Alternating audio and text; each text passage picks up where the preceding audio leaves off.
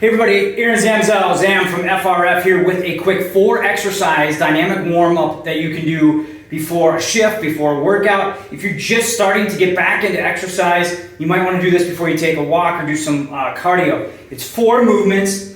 We're going to do them at a minimum of 5 each, whether it's 5 each side or 5 total. I would recommend doing up to 8 to 10 depending upon how much time you have and how you feel. The 4 exercises that we chose for this particular dynamic warm-up are side-to-side lunges, standing quads, good mornings, and groiners. They're going to emphasize working on mobility of the hips, hamstrings, low back.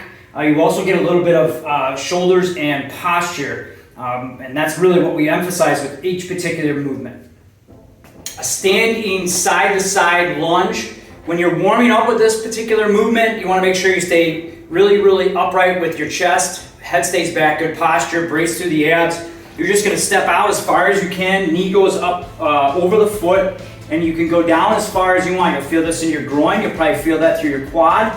Now you can stay in this particular stance, double wide stance, and go from side to side, and what you'll do each time is you'll feel that open up your inner thigh and groin and hamstring. Now the other option is to do a step. Make sure you plant, knee goes up over the foot, and you'll just get a different feel for it.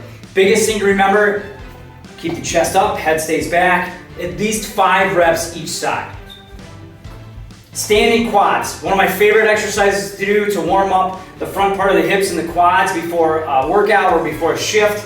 You want to make sure you stand up nice and straight, keep your head and your chin tucked in, back, above your shoulders, chest stays high. You're going to take a little bit of a step with, in this case, the left leg, drive the right knee up, grab the front part of the ankle, and then drive that knee backwards, all when you stay upright. And obviously, you want to brace the abs a little bit because you don't want to excessively arch your low back. Here is a great movement, not only for the quad, but you're also going to feel all the posture muscles, and your balance is really going to be challenged on this one. So you alternate sides, drive that back as far as you can. Now if you can't grab that ankle, one of the things you might be able to do is grab your shoe or your pants in this case. And eventually what happens is that mobility, flexibility starts to come, and this movement becomes easier and easier. If you have trouble balancing, use one hand to stabilize, and then opposite side. And that's okay. Eventually you'll get better with your balance, you'll get more flexible. Aim for at least 5 each side, 8 to 10 if you're feeling tight and if you have enough time. Standing quads, great for dynamic warm-up. Good mornings. This is done through a dynamic movement, so you're not going to hold this particular stretch. You might see this actually as in one of the FRF stretch protocols. When you're doing it to warm up dynamically, you're only holding these positions for 2 to 3 seconds. If you're doing it at the end of a workout to try to cool down, you might hold anywhere from 20 to 30. In this case, I have prisoner on there, and what I mean by prisoner is your arms are on top of your head, and with any movement, especially dynamic warm-ups, you want to make sure that you emphasize posture. So your head stays back, chest stays up high, brace through the abs, arms are going to go up on top of the head, elbows back. So I'm leaning forward at the waist, pivoting at the waist, and keeping good posture, and my back as straight as I can.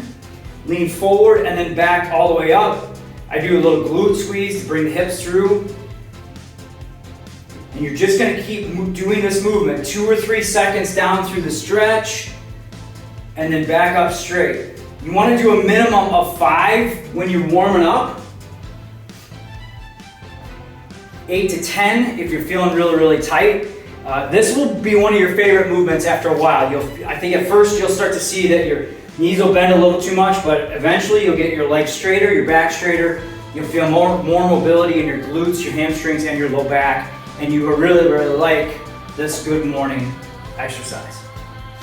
Groiners exercise, great again for working the muscles of the hips and warming them up dynamically. You only want to move this into this position for 2 or 3 seconds. You can also, at the end of your workouts, hold this for a longer stretch. Let me tell you what I'm talking about here. For groiners, you're going to sit on the floor, your feet double a little bit more than hip width apart. Keep your shoulders back, head stays back, and all you're going to do is drop your knees, both knees to one side. Now they're not together, they're far enough apart where you're trying to drive each one down separately, and you'll really feel that in the inner thigh and the hips.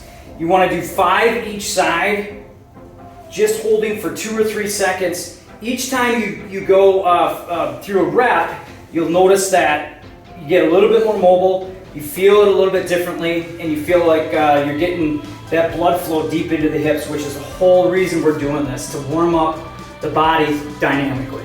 So groiners, at least 5 reps each side. If you can have time and it's feeling good for you, 8 to 10. And then if it's part of a dynamic warm-up circuit, you're gonna repeat it 2 times. But one of my favorites now to do groiners.